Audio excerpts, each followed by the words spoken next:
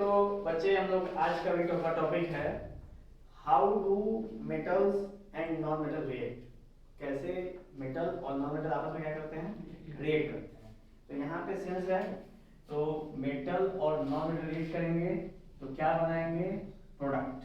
क्या बनाएंगे, प्रोडक्ट। अब इन्हीं प्रोडक्ट के बारे में हम लोग को जानना है, कैसे रिएक्ट करते हैं, क्या कारण है, क्या है सबसे छोटी से छोटी लिंक, और कैसे हम इन कंपाउंड्स को, इन प्रोडक्ट को हम रिप्रेजेंट कर सकते हैं कहीं पे भी, उन सभी चीजों को भी देखने वाले हैं। ठीक है, सबसे पहले स्टार्ट करते हैं इनर्टनेस ऑफ नॉर्मल गैस। तो हमें पता है ना कि हमने पीरियड टेबल देखा है, कुछ इस तरीके का होता है ना, ऐसे, जिसमें ये S, ये P, ये D और ये है, और एक यहाँ पे ग्रुप, एक यहाँ पे ग्रुप होता है जिसको बोलते हैं कौन सा ग्रुप, एडीन ग्रुप। ठीक है, इस ग्रुप का नाम ही है इनर्ट ग्रुप। क्या नाम है, इनर्ट ग्रुप। इनर्ट का मतलब होता है ना कि इस पूरे पीरियड टेबल में कितने एलिमेंट है बेटा, 118 एलिमेंट। इस 118 एलिमेंट में सबको क्या बनना है, इन सारे एलिमेंट को 18वें ग्रुप की तरह बनना है।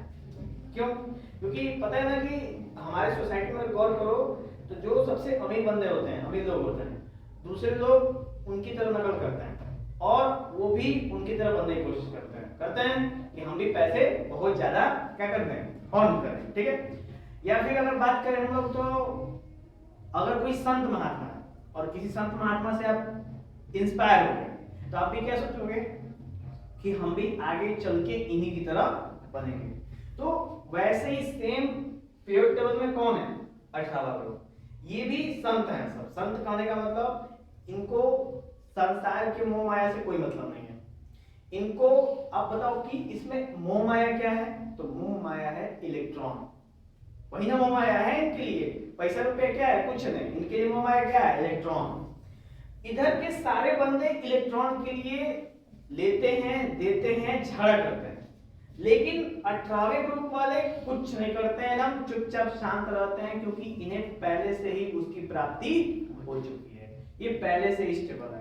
और बाकी पूरे पीरियड टेबल के एलिमेंट इनकी तरह कॉपी करने की कोशिश करते हैं, या तो लेके और या तो देके, दोनों में से किसी तरीके से। ठीक है, तो ये बेटा इनर्ट ग्रुप, और हम इन्हीं ग्रुप की बात करने वाले हैं। क्यों, तो बताओ ये सब रिएक्ट करते हैं किससे, नहीं करते। क्यों, क्योंकि इनको मोह माया से कोई मतलब नहीं, इनको इलेक्ट्रॉन से कोई मतलब नहीं है। ऐसा क्यों भाई, इनको इलेक्ट्रॉन से क्यों मतलब है, क्योंकि इनका जो सेल होता है, इनका जो घर होता है, इनका जो आत्मा होता है, इनका जो मन होता है, वो क्या हो चुका है, तृप्त हो चुका है, संतुष्ट हो चुके हैं। इन्हें किसी भी चीज की आवश्यकता नहीं है, किसी भी इलेक्ट्रॉन की आवश्यकता नहीं है, इस वजह से इनका नाम पड़ा इनर्ट ग्रुप। ठीक है, जैसे सबसे पहले आता है हीलियम, ठीक है, फिर नियॉन, फिर आर्गन, फिर क्रिप्टॉन, ज़ेनॉन और रेडॉन। ये हैं इस फैमिली के मेंबर। और ये जो फैमिली के मेंबर हैं सारे के सारों का, जैसे हीलियम का एटॉमिक नंबर कितना होता है बेटा, 2 होता है। ठीक है, और मास नंबर 4। तो पता है ना कि के एलिमेंट कर जानते हो, के एलिमेंट, तो के में कितने इलेक्ट्रॉन हो सकते हैं, 2। तो 2 स्टेबल है। अच्छा, कम से कम कितने इलेक्ट्रॉन होने चाहिए स्टेबिलिटी के लिए, तो वो होने चाहिए 8। कितना चाहिए, 8। और इसी 8 को कहते हैं हम लोग ऑक्टेट रूल। क्या बोलते हैं इसको, ऑक्टेट रूल। जैसे तो बात करें बेटा सोडियम का, सोडियम का एटॉमिक नंबर कितना होता है, जब तुम कॉन्फ़िगरेशन करोगे तो कितना होगा, 281। तो ऐसे बनाओगे, ये है सोडियम, इसमें 2, इसमें 8 और इसमें 1। क्या ये स्टेबल है, नहीं है, लेकिन इसकी भी इच्छा है कि वो स्टेबल हो, किसकी तरह, इनकी तरह। तो ये क्या करेगा, एक इलेक्ट्रॉन डोनेट कर देगा। तो एक इलेक्ट्रॉन जो ही डोनेट करेगा वो क्या हो जाएगा, स्टेबिलिटी उसको प्रदान हो जाएगी और उसका सेवा समाप्त। तो ये सब चीजें हैं जो सारे के सारे एलिमेंट इनकी तरह बनने की कोशिश करते हैं, या तो इलेक्ट्रॉन देके और या तो इलेक्ट्रॉन लेके। तो जो ही ये देगा, अब इसके आखिर में कितना आ गया, 8 स्टेबल। और इसी रूल को बोलते हैं बेटा, कौन सा रूल, ऑक्टेट रूल। ठीक है, इसको क्या बोलते हैं हम लोग, ऑक्टेट रूल, जिससे कोई भी एटम अपने आप को स्टेबिलिटी प्रदान कराए। ठीक है, और वो चाहता है अपने उसके जीवन का सपना होता है कि वो इनर्ट गैस की तरह भविष्य में दिखे। ठीक। नेक्स्ट हम लोग बात करें बेटा कॉज ऑफ केमिकल बॉन्डिंग। तो कॉज ऑफ केमिकल बॉन्डिंग क्या है, यानी कोई भी केमिकल बॉन्डिंग क्यों होती है, कब होती है, कैसे होती है। तो इसका कारण है इलेक्ट्रॉन। कौन है इसका कारण? Only and only electron are responsible, क्योंकि इन्हीं के इधर इधर उधर होने से ये केमिकल बॉन्डिंग होती है। तो क्या होता है, तो इन केमिकल बॉन्डिंग को हम लोग कितने भाग में बांटते हैं बेटा? दो भाग। एक को क्या बोलते हैं? आयनिक। दूसरे को क्या बोलते हैं? कोवैलेंट। अब आयनिक केमिकल बॉन्डिंग क्या होती है? आयनिक केमिकल बॉन्डिंग में इलेक्ट्रॉन का ट्रांसफर होता है। क्या होता है? ट्रांसफर। या तो एक इलेक्ट्रॉन का ट्रांसफर, या तो दो इलेक्ट्रॉन का ट्रांसफर, या तो तीन इलेक्ट्रॉन का ट्रांसफर। तो अगर ये ट्रांसफर हो रहा है तो कोई उधर वाला हिस्सा होगा ना, तो उसको क्या कर रहा होगा? ले रहा होगा। ये लेन देन की प्रक्रिया होती है। ठीक है, लेन देन, एक्सचेंज की प्रक्रिया होती है। तो एक ये केस है, इस केस को बोलते हैं आयनिक केस। दूसरा है कोवैलेंट। तो कार्बन कंपाउंड पढ़े थे, हमको पता है कि कोवैलेंट कौन बनाता है? कार्बन। क्यों? क्योंकि इसमें कोई इलेक्ट्रॉन से मतलब कि डोनेट नहीं कर सकते, ट्रांसफर नहीं कर सकते, क्या कर सकते हैं? शेयरिंग कर सकते हैं। इसीलिए उस तरह के बॉन्ड क्या बनता है बेटा? कोवैलेंट। ठीक है, तो आयनिक में जो बनता है वो बनता है प्लस या माइनस, लेकिन कोवैलेंट में बनता है सिंगल बॉन्ड, डबल बॉन्ड या फिर ट्रिपल बॉन्ड, जिसकी चर्चा हम लोग कार्बन कंपाउंड में कर चुके हैं। कोई दिक्कत इसमें डाउट? चलो नेक्स्ट हम लोग बात करते हैं बेटा आयंस। अब ये आयंस क्या होते हैं? तो ions are electrically charged particles, यानी ऐसे पार्टिकल जिनके ऊपर या तो प्लस या तो माइनस चार्ज स्थित हो, उसको बोलते हैं हम लोग आयनिक, आयनिक या आयंस। चलिए, तो आयंस क्लियर हुआ, इलेक्ट्रिकली चार्ज पार्टिकल। ये आयंस दो प्रकार के होते हैं, एक पॉजिटिव एक नेगेटिव। पॉजिटिव आयंस कैसे बनते हैं? तो अभी देखो, आपने सोडियम देखा और इसमें एक इलेक्ट्रॉन दे दिया, तो दे दिया, दान कर दिया, इसका मतलब ये बंदा किंग है। किंग है तो इसके सर पे क्या हो जाएगा? तो ये है पॉजिटिव चार्ज। नेगेटिव कैसे आता है? कि जो एक इलेक्ट्रॉन दिया है कोई ना कोई लिया होगा ना, तो क्लोरीन, क्लोरीन का एटॉमिक नंबर कितना होता है? 17। ये होगा 287। इसको एक चाहिए ऑक्टेट पूरा करने के लिए, ये एक आके से जुड़ जाएगा, 288 हो जाएगा, तो Cl हो जाएगा माइनस। समझ आया? तो जब भी आप पॉजिटिव चार्ज देखना, समझ लेना कि जैसे पॉजिटिव चार्ज होगा उतना इलेक्ट्रॉन वो डोनेट किया है।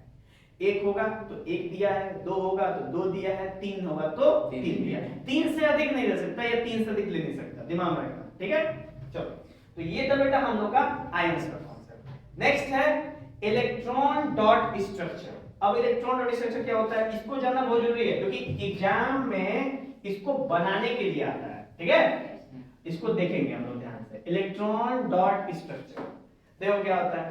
तो जब भी हम किसी कंपाउंड को क्या करते हैं, रिप्रेजेंट करते हैं कॉपी पे डॉट की मदद से, उसको बोलते हैं इलेक्ट्रॉन डॉट रिप्रेजेंटेशन या इलेक्ट्रॉन डॉट स्ट्रक्चर। सुने, जैसे आपके सामने क्या लिखा हुआ है, CH4 लिखा है। अब CH4 कैसे प्रेजेंट करोगे? तो सबसे पहले हम C लिखते हैं। अच्छा, तो C का एटॉमिक नंबर कितना होता है?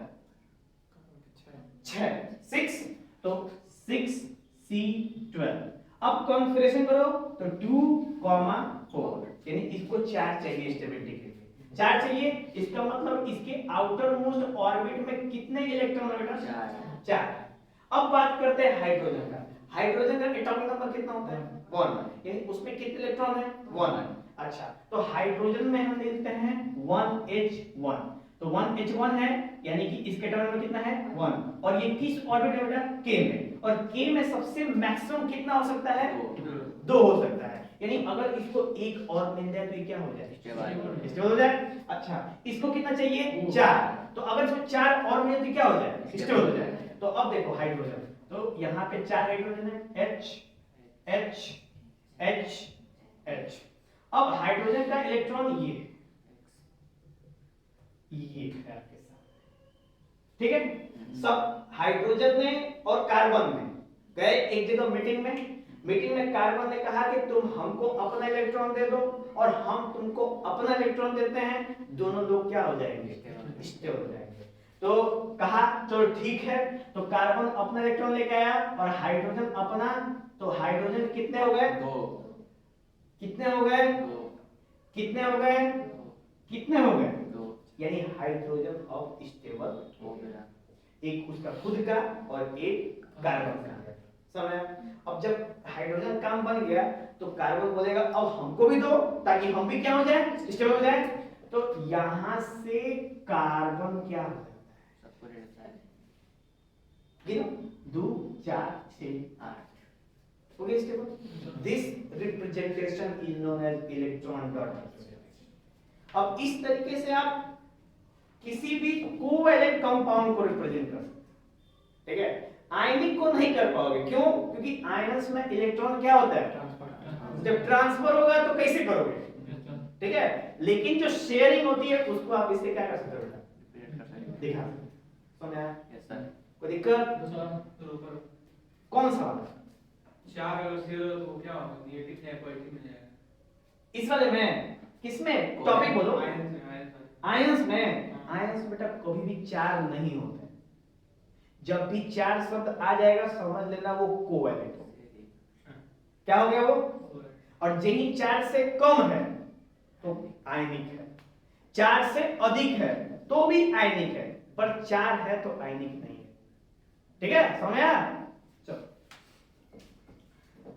ये था बेटा इलेक्ट्रॉन डॉट स्ट्रक्चर का रिप्रेजेंटेशन। अगर इसको मान लो कि आपको प्रैक्टिस करवाते हैं हम लोग, ठीक है, क्योंकि एक आध दो कर लोगे, प्रैक्टिस हो जाएगी तो आसान होगा आपको वहां पे बनाना।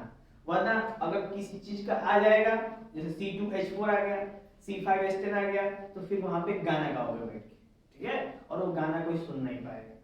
ओके, तो इसलिए इसकी प्रैक्टिस करना जरूरी है। कम से कम 10 एग्जाम्पल बुक में से इलेक्ट्रॉन डॉट स्ट्रक्चर के आपको ड्रॉ करके दिखाना है, ठीक है, बिना कहे हुए। कोई दिक्कत? चलो नेक्स्ट हम लोग बात करते हैं, समझ में आया ना इलेक्ट्रॉन डॉट स्ट्रक्चर कैसे बनता है, समझना इंपॉर्टेंट है। चलो नेक्स्ट बात करते हैं प्रॉपर्टी ऑफ आयनिक कंपाउंड। तो ये बताओ कि आयन से क्या बनता है, आयनिक कंपाउंड। तो आयनिक कंपाउंड जो बनेगा उसका कुछ कैरेक्टर होगा ना, कौन कौन से कैरेक्टर होते हैं उसको देखते हैं। तो सबसे पहले आयनिक जो कंपाउंड होते हैं उनका, चलो ठीक है, कोई बात नहीं है, कोई बात नहीं है। जो आयनिक कंपाउंड होते हैं, ठीक है, ionic compounds are crystalline solids. कौन सॉलिड्स होते हैं? क्रिस्टलाइन। क्रिस्टलाइन का मतलब ना, जब जैसे क्या उसको, उसका जो टुकड़ा उठाओगे ना तो लगेगा जैसे जैसे कोई एक अलग तरह का पत्थर होता है ना जिसमें लाइट पड़ती तो चमकता है, क्रिस्टल की तरह। जैसे वो कढ़ाई में लगाते हैं ना, क्रिस्टल क्रिस्टल क्रिस्टल क्रिस्टल, उसको क्रिस्टलाइन कहते हैं। क्या कहते हैं उसको? क्रिस्टलाइन। जब उस तरह का सॉलिड बनता है उसको बोलते हैं क्रिस्टलाइन सॉलिड। कभी रोड़ा वाला नमक देखे हो? उसको कभी गौर से ध्यान देना, उस पे टॉर्च जलाओगे तो रिफ्लेक्ट होता है बहुत अच्छा, उसको बोलते हैं क्रिस्टलाइन सॉलिड। समझ? अब सॉलिड कई तरह का होता है, अभी तक ना आपने बस पढ़ा है सॉलिड लिक्विड गैस, लेकिन सॉलिड कई तरह का होता है जिसको आपको अपने फ्यूचर क्लासेस में पढ़ना है, ठीक है।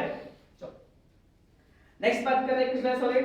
उसके बाद नेक्स्ट है इसका जो आयनिक कंपाउंड होता है उनका मेल्टिंग पॉइंट और बॉइलिंग पॉइंट बहुत हाई होता है। क्यों? क्योंकि इनके बीच में कौन सा बॉन्ड बनता है बेटा? Ionic bond. और आयनिक बॉन्ड का एक और नाम है इलेक्ट्रोस्टैटिक बॉन्ड।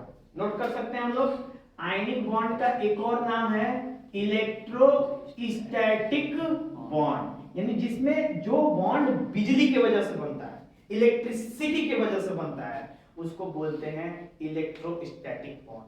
ठीक है, क्या पता पेपर में इलेक्ट्रोस्टैटिक करके लिख दे फिर आप कंफ्यूज हो जाओगे। नहीं, कंफ्यूज नहीं होना, आयनिक बोले इलेक्ट्रोस्टैटिक बोले, बात दोनों क्या है, सेम।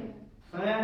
चलो तीसरा है, नेक्स्ट है कि आयनिक जो कंपाउंड है वो वाटर में क्या हो जाते हैं, सोल्यूबल हो जाते हैं। मतलब पानी में जब डालोगे ना घुलोगे, घुल जाएंगे, ठीक है, क्योंकि पानी में वो क्या बन जाते हैं, आयन्स बन जाते हैं। लेकिन अगर तुम कोई ऑर्गेनिक सॉल्वेंट डाले, ऑर्गेनिक का मतलब CCl4, पता है बात किए थे हम लोग, कार्बन टेट्राक्लोराइड एक तरह का सॉल्वेंट है, अगर तुम इसमें डालोगे नमक तो घुलेगा, ठीक है, क्यों? क्योंकि नमक है आयनिक और CCl4 में आयंस हैं नहीं। जानते हो कोई भी चीज कैसे घुलती किसी और में? जैसे मान लो जैसे कि नमक है और पानी, पता है नमक पानी में क्यों घुलता है? क्योंकि जब नमक पानी में डालते हो तो पानी के भी आयंस बनते हैं H+ और OH-, और नमक के भी आयंस बनते हैं Na+ और Cl-, तब जाके आपस में क्या होता है? घुलते हैं। अच्छा, जब तुम नमक इसमें डालोगे ना CCl4 में, तो इसमें CCl4 कोई आयन बनता है? नहीं बनता है।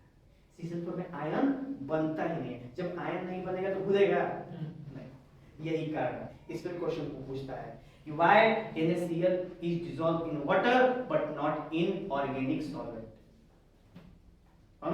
इस पे आप यही दे सकते हो because water and salt both are ionics but organic solvent are not ionic।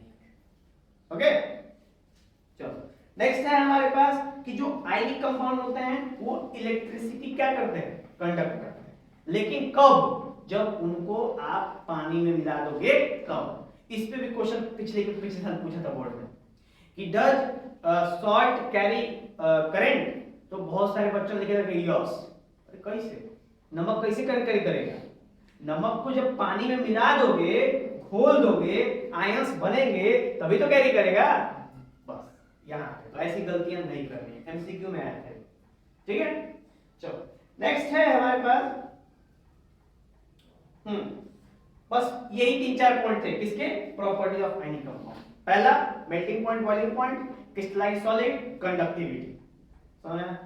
चलो नेक्स्ट है बेटा हम लोग बात करेंगे प्रॉपर्टी ऑफ कोवैलेंट कंपाउंड, यानी कि property of covalent compound. Covalent compound की क्या प्रॉपर्टीज हैं? तो एक है कि कोवैलेंट जो होते हैं कंपाउंड वो जनरली लिक्विड या फिर गैस होते हैं। ठीक है, आयनिक क्या होते हैं? सॉलिड। नमक सॉलिड होता है, लेकिन कोवैलेंट क्या बनते हैं? या तो लिक्विड में होंगे या तो गैस में होंगे। ठीक है, और उनमें से कुछ रेयर 2-4% क्या बनते हैं? सॉलिड बनते हैं, बाकी सब के सब लिक्विड या गैस बनेंगे। लेकिन आयनिक जो आयनिक कंपाउंड्स होते हैं उसमें 99% क्या बनते हैं? सॉलिड बनते हैं। ओके, वो भी कौन सा सॉलिड? Crystalline solid. दिमाग में रखेंगे सब, समझे? चलो नेक्स्ट है हमारे पास आयनिक कंपाउंड। अरे कोवैलेंट कंपाउंड जितने भी होते हैं इनका मेल्टिंग पॉइंट और बॉइलिंग पॉइंट क्या होता है? लो होता है।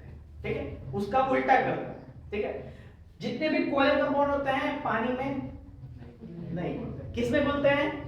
ऑर्गेनिक सॉल्वेंट, जैसे CCl4 में ही घुलने हैं। ठीक है, लेकिन ये पानी में नहीं घुलते। उल्टा है, आयनिक कंपाउंड के ठीक उल्टे काम करता है। ये इलेक्ट्रिसिटी कंडक्ट क्यों? आयंस ही नहीं होते हैं। Very good. ठीक है, क्योंकि आयंस ही नहीं होते हैं। ठीक है, तो ये था बेटा हम लोग का पूरा कंप्लीट जो सेकेंड स्टेंजा पार्ट है हम लोगों का, जिसके अंदर हम लोगों ने मेटल और नॉन मेटल की रिएक्टिविटी सीरीज के बारे में, यानी कैसे रिएक्ट करते हैं उनके बारे में जाना, और कुछ इंटरनल बातें ये हो गया।